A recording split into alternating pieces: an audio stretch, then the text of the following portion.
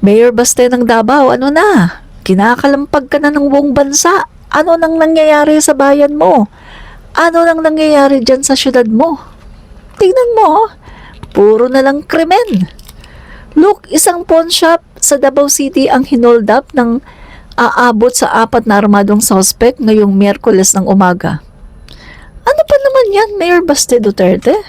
Puro na lang mga krimen, kung hindi yung nananakal, nananaksak, namamaril, pagkatapos ito naman ngayon hold up. O dili naman kaya ay nag-ES. Ano ba yan? Galaw-galaw naman, Mayor Baste. Ano ba? Ano ba? Tingnan mo yung yung syudad mo.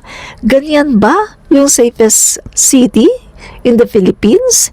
Tingnan mo naman, labas-labas ka naman siguro, paminsan-minsan, pagkatapos, check mo rin naman yung iyong mga kapulisan, tanungin mo kung anong ginagawa nila, di ba?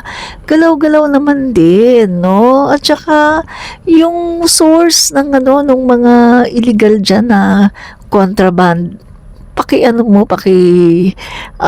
paki-check mo, yan yung talagang labanan mo para talagang mawala yung mga droga dyan sa Davao. Kasi, syudad mo yan. Syudad mo yan eh. Linisin mo. Naku naman, Baste. Hindi ka na talaga mananalo niyan. Diba?